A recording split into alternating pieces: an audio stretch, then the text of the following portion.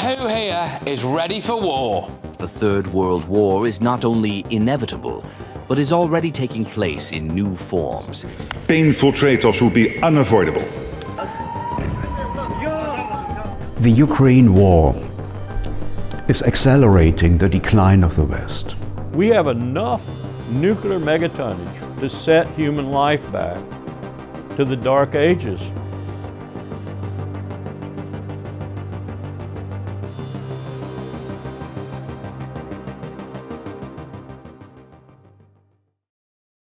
I'm James Patrick, the director of this documentary and interview series on World War III. In this interview, Scott Horton explains how America's catastrophic foreign policy of switching sides, supporting jihadis one day and bombing them the next, provoking Russia through NATO expansion and the 2014 Ukrainian coup, has led us to the brink of World War III. He argues that decades of empire building have transformed our republic into a post-constitutional national security state that now threatens global stability itself, with American civilians paying the price through terrorist blowback and a looming nuclear confrontation in Europe. Well, I'm Scott Horton. I'm the director of the Libertarian Institute and editorial director of antiwar.com. I host the Scott Horton Show as well as Provoked with my co-host Daryl Cooper. And I wrote 3 books: Fool's Errand, Time to End the War in Afghanistan, Enough Already, Time to End the War on Terrorism, and Provoked, How Washington Started the New Cold War with Russia and the Catastrophe in Ukraine. Well, I think everybody agrees, at least, in our civilization, that war is supposed to be only for the absolute necessity in case of emergency to defend our country, right? The problem with the war is, of course, the disruption itself, but also all of the side effects. So even if we're fighting just wars overseas, we have a massive corruption of our economy.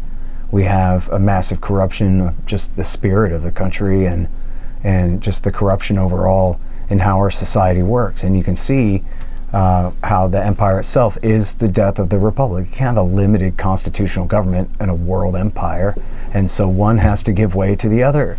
And clearly what's happened is the republic has been superseded by this post-constitutional national security state. And so if we want to be free, we're just going to have to get rid of that. As far as how to stop it, I don't know if anybody knows. Dr. Paul always said, well, eventually they won't be able to print any more dollars because confidence in the currency will just be broken. At this point, it is a very dirty snowball and a very large one rolling down a very large hill.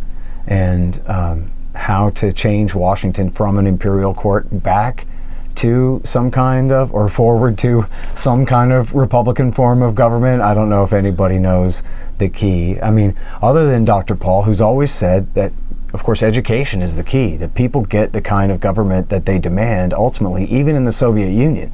When people refused to go along anymore, things fell apart.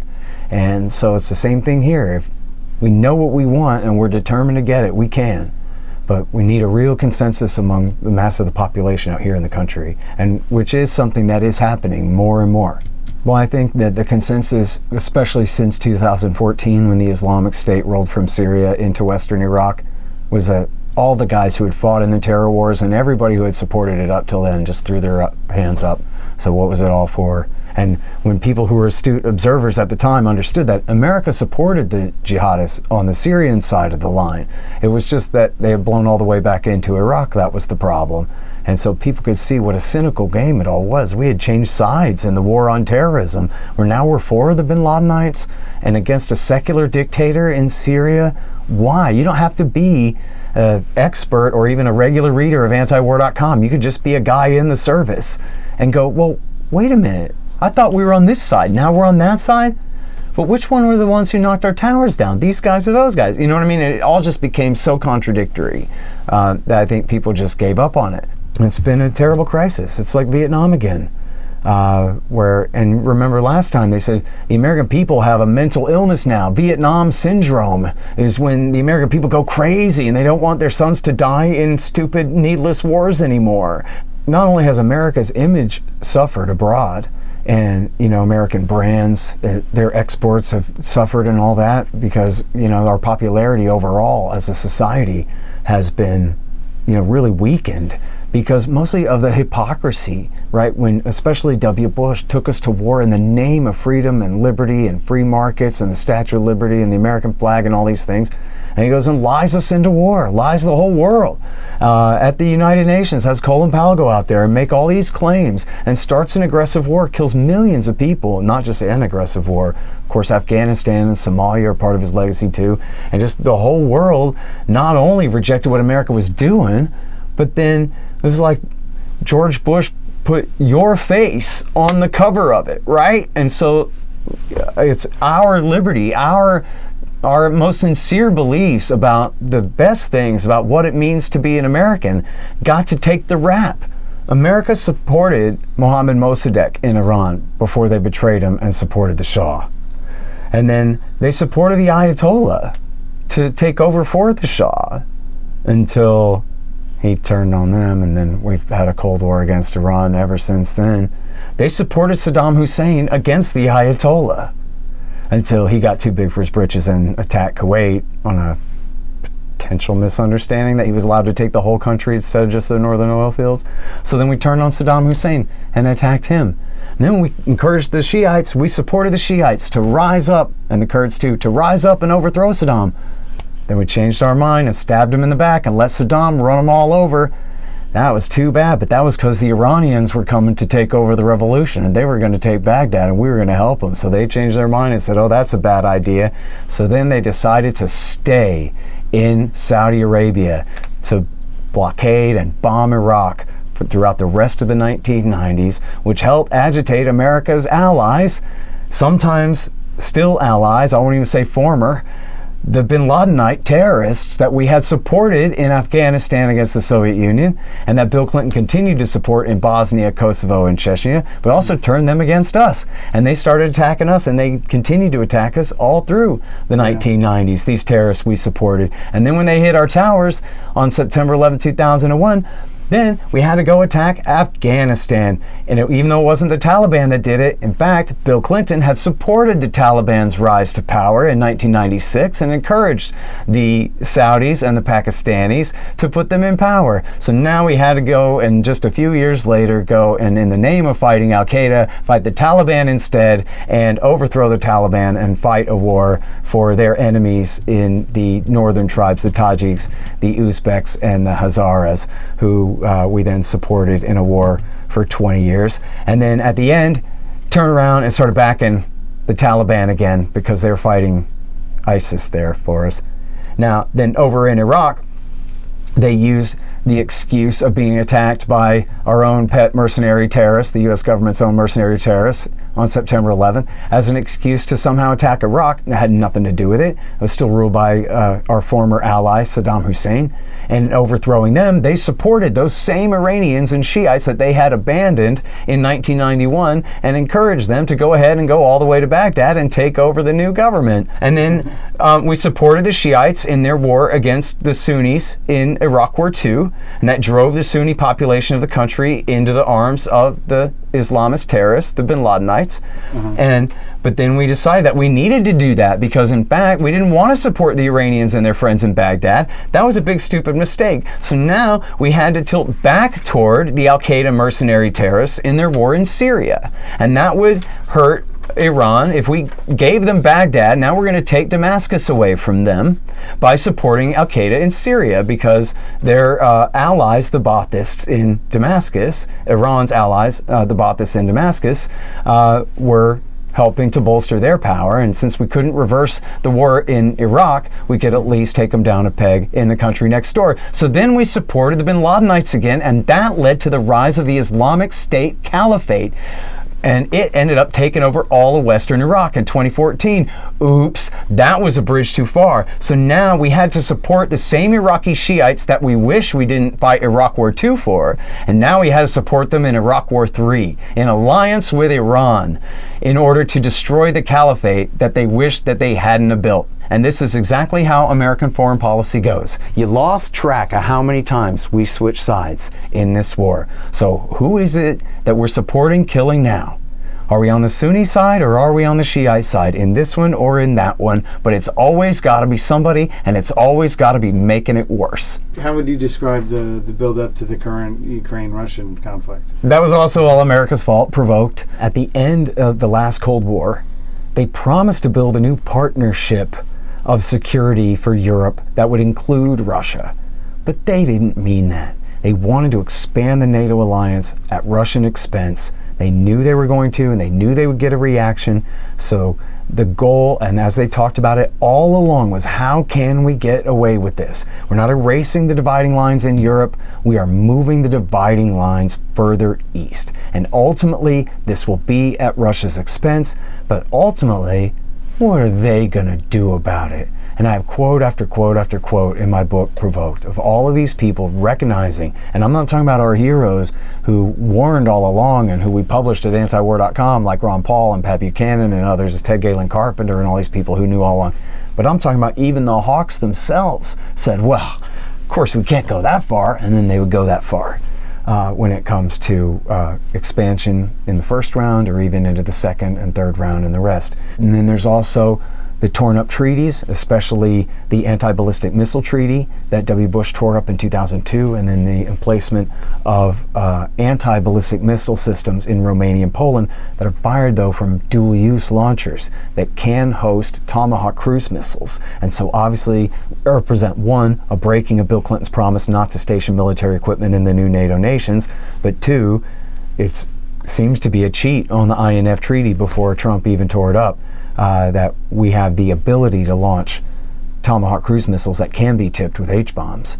The color-coded revolutions are essentially coups d'etat dressed up as revolutions, run by the CIA in the background, but mostly overtly by the National Endowment for Democracy and the U.S. Agency for International Development, aka USAID or USAID. And they pass out all these grants. They work with the International Republican Institute and the National Democratic Institute and an entire universe of Soros organizations such as Freedom House and the International Renaissance Foundation and just the Soros Foundation and many others, Transparency International and all these.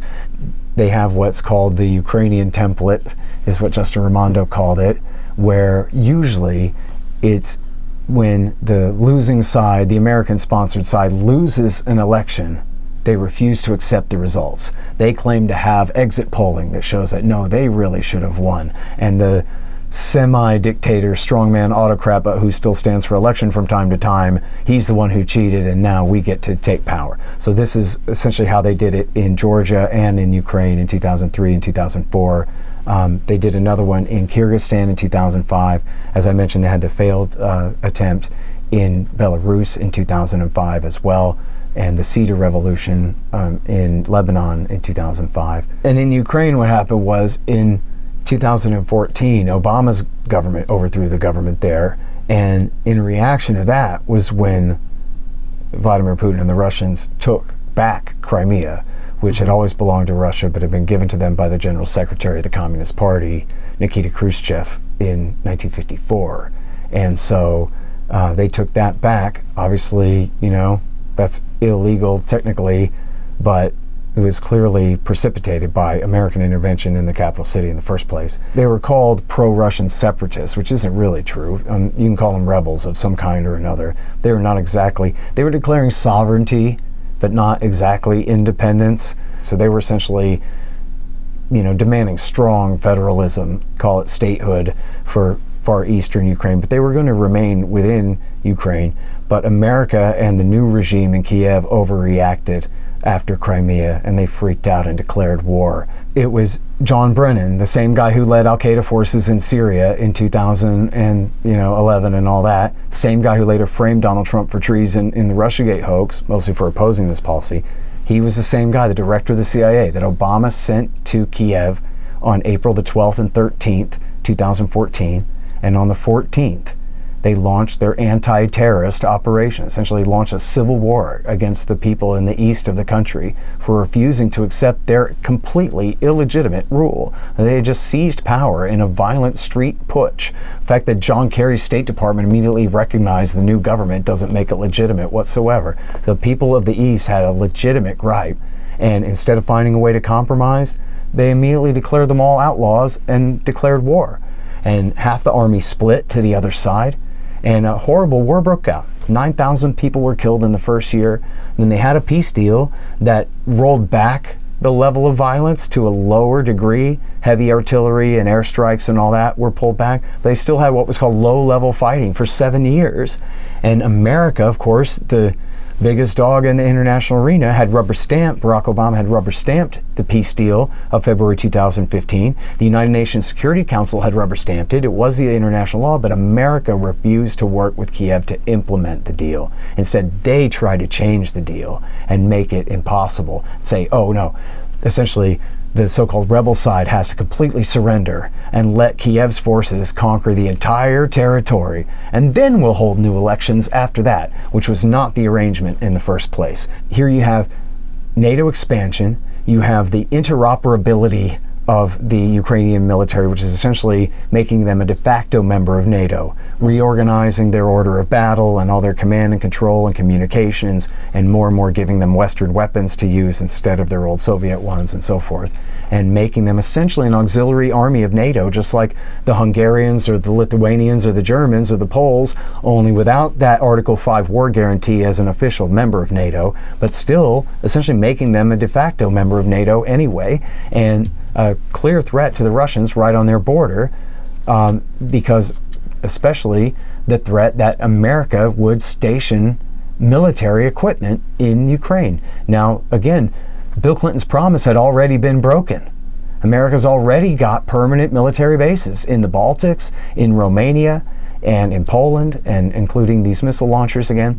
And so the threat was that America could install these missiles in Ukraine. And instead of dealing in good faith and trying to find a way to compromise with the Russians on a reasonable basis, and it was the Americans who were being unreasonable, they decided that it would be better to have a war. And I'm not saying that was Plan A. Plan A was to warn the Russians, you better not do it, and I think they were sincere about that. But Plan B was not, let's sit down at a table and negotiate this thing. Plan B was, we're going to lure them in, we're going to recreate our great Afghan escapade against the Soviet Union in the 1980s.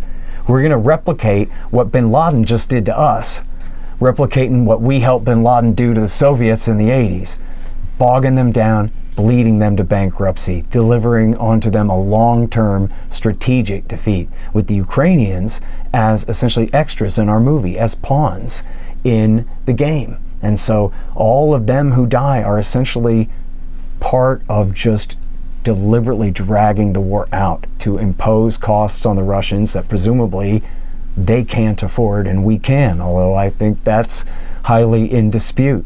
So regarding the question of the threat of whether the war in Ukraine could spread to the EU and or NATO and become a general war between NATO and Russia, I mean, the answer is yes. I don't think that that's the path that we're on.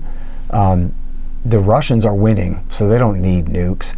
And it's true that the Americans are going to have a hard time accepting defeat. It's that, Trump is very different from Biden on this point. And I don't think the overall national security establishment gets to choose on this one. Trump has decided he wants to stop support and end the war. Now, I don't think he can, but I don't think is going to, triple down and freak out if and when Ukraine finally does lose, their army breaks, and the Russians really can claim their victory, or, lay siege to the capital city or whatever, when it goes that far. The Russians don't need nukes to win, and Donald Trump isn't going to resort to nukes or anything like that, because he isn't going to mind so much if Ukraine loses. That's his doctrine, is like, fine, let them lose, right? So if we're talking about the Democrats, I'm saying they might really freak out. It'd be a different story.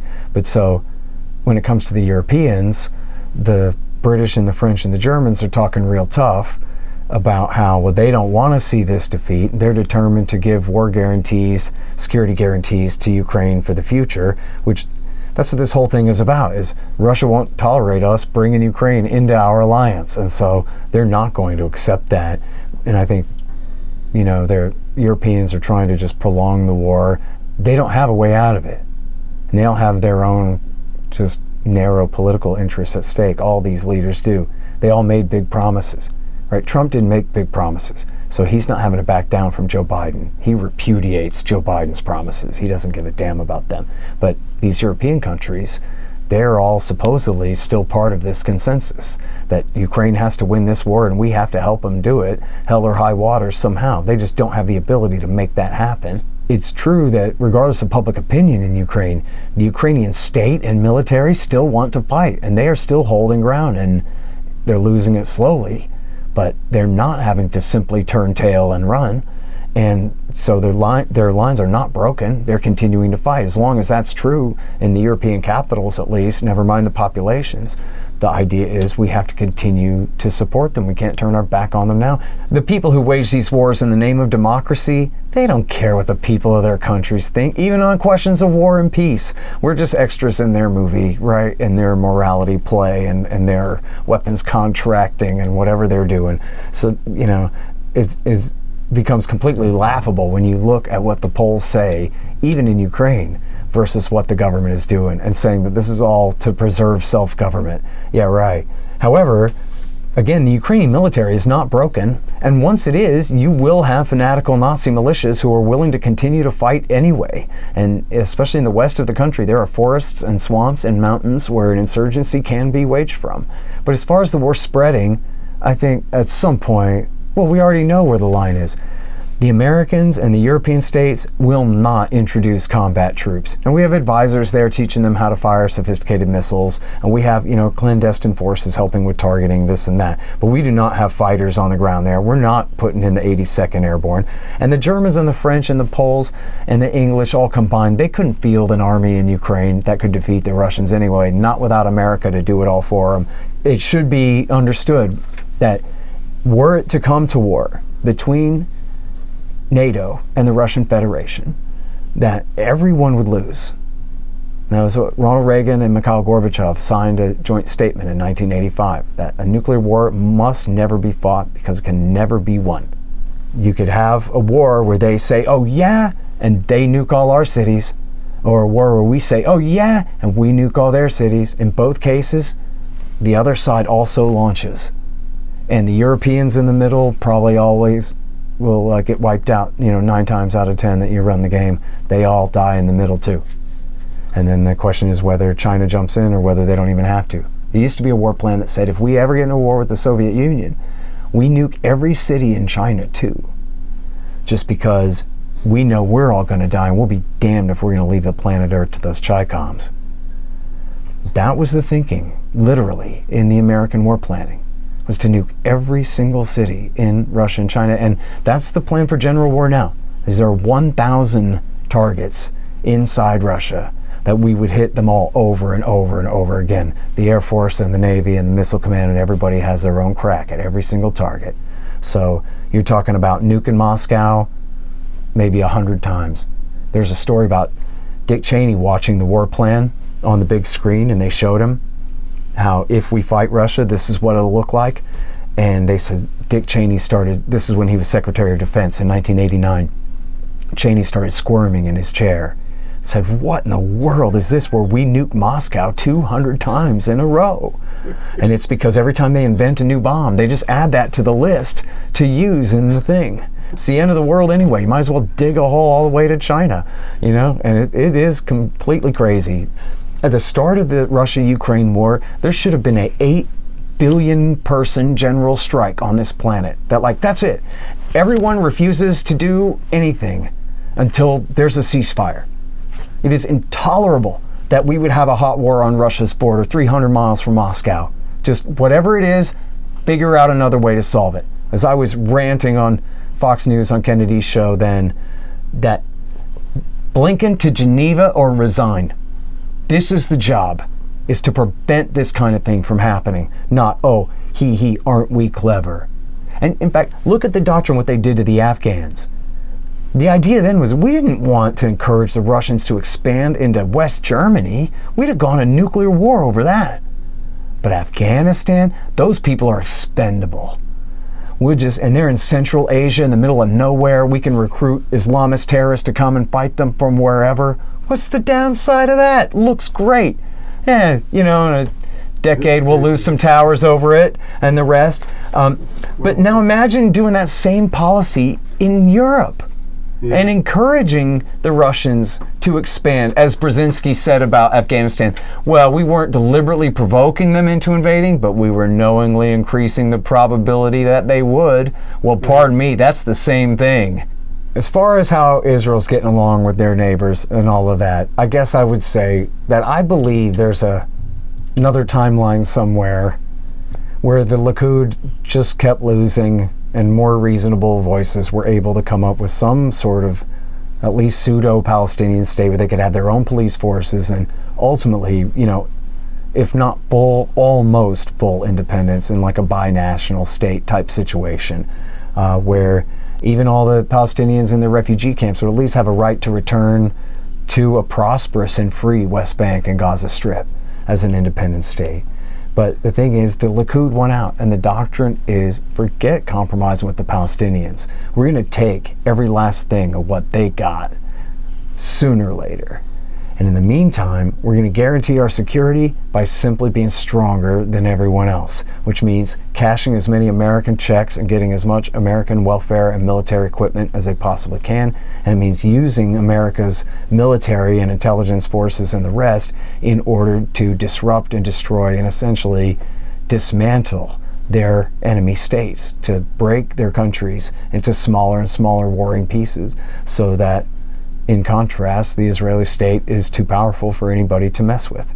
And that goes back to a man named Oded Yanon, who was an advisor to Ariel Sharon, who wrote a study for him in 1981. The doctrine was because of the threat of this looming one world communism, that's why Israel has to smash Syria and Iraq and Egypt and everybody else into as many and smallest pieces as possible in order to keep different tribes and sects and whatever fighting amongst each other and with very low technological capability, right? A sovereign nation state can get armor, but terrorists can't, right? Or just warring tribes of kooks with AKs, are not the same as a real military threat. Well, the U.S.-Israeli relationship is unique in the sense that it's seemingly unprecedented that you would have an empire that serves the interests of a client state against its own interests, and to such an incredible degree and for such a long period of time in a row. It really is amazing that they don't fight in our wars in the Middle East. We fight theirs for them, and then they're not even invited to come along. So to make it worse, for example, Iraq War I and Iraq War II. And then when they are participating, it's in outright treason, right? It's working with Barack Obama to support Al-Qaeda, head-chopping, suicide-bombing, bin Ladenite, literal veterans of Iraq War II, fighting in Syria. And it's a testament to the power of the lobby, that in the United States, the Israel lobby has just Congress completely in a headlock, and they control both political parties through financiers, essentially, a very few billionaires who pick up the operating costs of the GOP and the Democrats as well. And so they're just completely beholden to them. And we can see, especially on the liberal Democrat side now, where it's the owners and rulers of the Democratic Party versus the entire membership and voting population of the Democratic Party on this issue. And on the right, it's getting like that more and more all the time. And it is amazing that as we're recording this in the summer of 2025, it is now officially a 50-50 split among Republican voters of whether they sympathize more with the Israelis or the Palestinians. Not just do you want to end to the current conflict and a ceasefire, but on even do you sympathize more.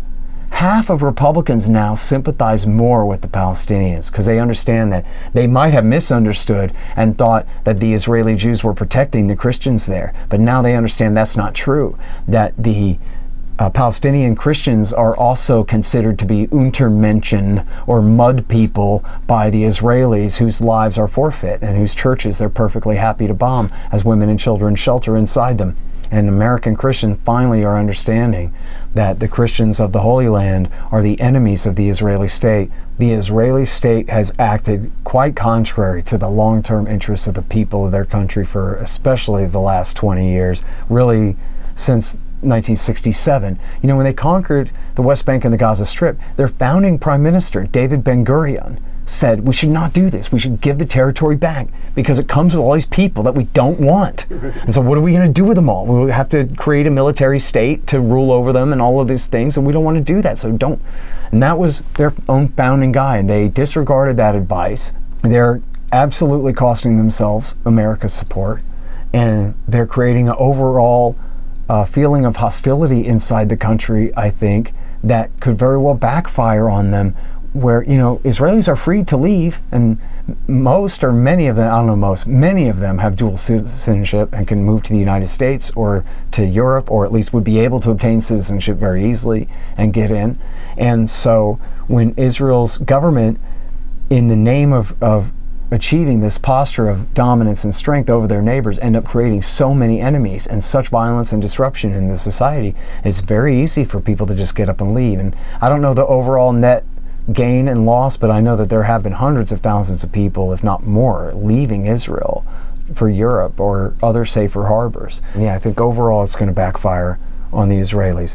They take more territory, but they just make more enemies, and more importantly, they just, you know, undermine their own reputation as the kind of place that people like and people want to associate with, want to visit, you know, want to associate their reputation with in any way, and that kind of thing. And overall, I think that's going to cost them in the long term.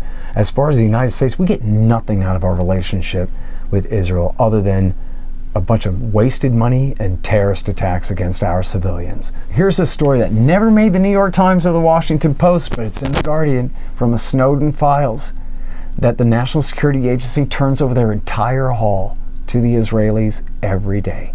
Everything that they eavesdrop on the entire planet's internet, the Israelis get it every day. Everything that the NSA collects, they turn over, including everything they collect on American citizens. They turn over to this foreign country. I think the issue that needs to be addressed more is Israel's role in motivating terrorist attacks against the United States. And that goes back to the beginnings of Al-Qaeda's war in the United States against us in the 1990s. Their first target in America was a rabbi named Kahane, a right-wing fascist rabbi. Then with the First World Trade Center bombing, and of course with the Second World Trade Center, Israel and their violence against the Palestinians and the Lebanese at the heart of the motives of the people who are attacking us. Not just bin Laden, but the people that he recruited by citing Israel's crimes. So we're not just talking about a nice country being a good ally to us and we're a good ally to them and screw anybody who doesn't like it. We're talking about a very bad friend that commits deadly sins all the time and motivates deadly attacks against American civilians. This is the price that we pay for our support for this completely criminal and completely ungrateful country that there's no respect for us whatsoever. Their current Prime Minister, Benjamin Netanyahu, said 80% of Americans support us. It's absurd. He mocked us, said America is a thing that is easily moved. I don't have to worry about them getting in my way. I'll do whatever I want. Now, a major part of the Zionist movement in the United States is not just pro-Israeli Jewish Americans, but also there's a massive, well, look, generally speaking, up until very recent times, there's been a spirit of friendship. They speak English. They're whiter than the Palestinians. They seem to be, and they're claimed to be a part of Western civilization. Maybe they're like compared sometimes to Fort Apache out there holding the barbarians back for us or something like that, when really they're the ones provoking the attacks against us. But they're seen as like an extension of the West in a way, right? By default, the American people sort of side with them. But a huge part of the core of that is a movement by some evangelical Christians. It's essentially what's called premillennialist dispensationalism. And the idea is that Americans especially, but whoever, mankind now, has to work to create and sustain this new recreation of the Israeli state in order to bring on the second coming of Christ. and the apocalypse and the rapture and all of these things, and that it can't happen without Israel in place. Now, look, I've defended the Branch Davidians as much as any man in this country from what happened to them, but their religion is essentially silly, right? You could believe every word of Christian theology from whatever sect you believe in and whatever, but when you're getting into prophecy and saying you know what it means and you know how to fulfill the Word of God because your minister's so smart, he knows this is what we're supposed to do, now you're being conned, right? And these end times cults essentially are always bankrupt frauds, and they always fall apart, except in this case it's not a certain small Pentecostal church somewhere, a certain minister in a small flock in one town somewhere. It's a broad movement, and they keep kicking the can down the road. Oh, the rapture, it's coming. You wait, I promise it's coming. And we just have to keep supporting Israel. In fact, when America was attacked on September 11th, Jerry Falwell said, this is because we tolerate homosexuality in America and we don't support Israel enough. It says in the Bible, if we support Israel, we'll be blessed by God. But it was literally our support for Israel that caused America to be cursed by that Al-Qaeda attack and all those civilians killed. If Jerry Falwell had known what he was talking about, and if he really cared about the country where he was born and is from, he would have said, that's enough. Obviously, my theology was wrong, and American support for Israel does not lead us to be blessed, but leads our civilians to be slaughtered by people who are avenging the deaths of innocents, right? They may be evil terrorists and kill innocents, no question, but this is trouble that Israel has got us in.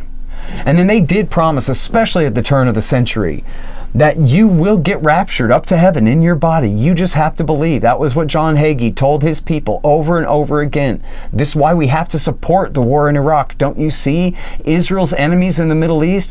They are God's enemies. And America has to go and help Israel kill and destroy them all in order to set the table for the end times, for Christ to come back. It's a cynical effort to exploit people's most sincere faith and make them believe that their religion and their exact same set of beliefs that concerns the afterlife and the fate of their dead relatives and everything most important to them, right, is all tied up in, oh yeah, and you have to serve the interests of this foreign country, or else you're risking your soul.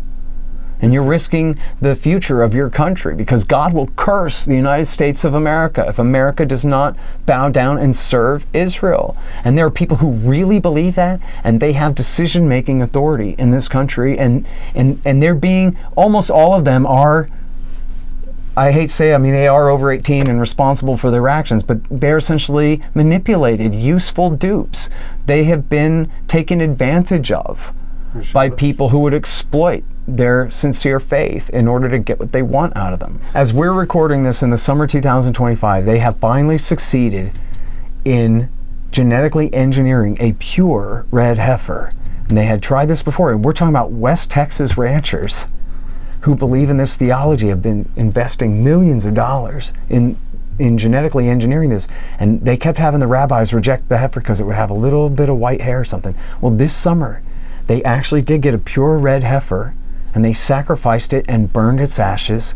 They have now fulfilled the doctrine that says the next step, they are now ready to blow up the Al-Aqsa Mosque and rebuild the temple and start sacrificing animals and bring on the Messiah. And it would be not difficult for the fanatics that run the coalition government with Netanyahu to go ahead and push them out, keep them away from the Al-Aqsa Mosque, and go ahead and blow it up.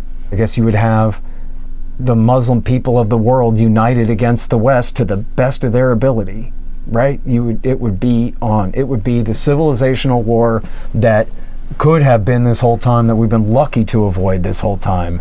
But I would expect the worst. People have to realize that we just cannot afford to be the policemen of the world.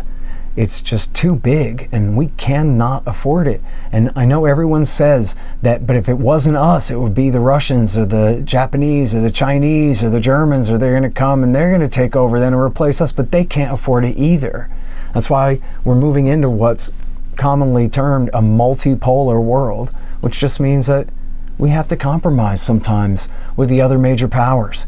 Before he died, even Zbigniew Brzezinski said we should call off the new Cold Wars with Russia and China. We should work with them. We should enter into joint cooperation agreements with them and share responsibilities with them. Deputize them to do more of the global policing in concert with us. Not that I'm saying I support that. I'm for non-intervention. But the point being that even the worst interventionist hawk said before he died, we have gone too far. This isn't working. We have to retrench. We have to dial it back. And I'm saying that's correct. It's impossible to deny coming out of the mouth of somebody like Zbigniew Brzezinski. He would only concede to that fact when it became the unavoidable truth that American imperialism essentially is murder-suicide. We are emulating at large our Bin Ladenite enemies' tactics and blowing themselves up to get their enemies. And that's what we're doing to ourselves. And this is at the core of our economic crisis in the country, is we just can't afford to do this. So they tax us as much as they can, and then they borrow as much as they can, and then they print the rest. And so the standard of living goes down, the cost of living goes up. People are moving back in with their parents. They're living in their cars in the Walmart parking lot. They're desperate. And then they got to see on TV that we sent more tens and hundreds of billions of dollars worth of weapons to these foreign countries for fighting in these conflicts that are clearly none of our business. And it's at the point now where it's just impossible to deny. Empire weakens America. This is not what's right. This is wrong. We have to stop now. And it's okay to admit that, okay, you shouldn't have listened to them. As Dr. Paul said, if you like your identity, you can keep it. He's not asking you to become a hippie now. He's asking you to get smart on this. We should not be doing this. We can't afford it. It's immoral. It sacrifices our economic prosperity, and we lose our liberty every time we get into these conflicts. So ultimately, as our founders said, George Washington and Thomas Jefferson especially, but many of the others said, we must steer clear of any foreign entanglements and any permanent alliances with any portion of the foreign world. The American people, I think, are recognizing more and more that we just can't go on like this, and we were never meant to. In the days of the old Cold War with the Soviet Union, it was a temporary emergency that we had to build this global system just to hold back the red tide. But those days are over now. The excuse now is just enforcing peace and stability and security throughout the world, but we don't do that. We spread war and instability throughout the world and throughout our own country too. So then the solution, first and foremost, is for the people to adopt an attitude of non-intervention, of selfishness, of defend America first. That doesn't mean be a selfish jerk like W. Bush. It means leave the world the hell alone and worry about our own problems. If we need to lead the world, let's get our act together and lead them by example for doing the right thing. And that would be true conservatism, to preserve what's left, what's the best of our country that we still have. At the root of so many of our problems, our loss of liberty, the corruption of our economy, and the corruption of the form of our government from a federal republic into this centralized nation state that we suffer under now. It's all tied up in our foreign policy. And so we have to put peace first, and then we can get the rest of our act together.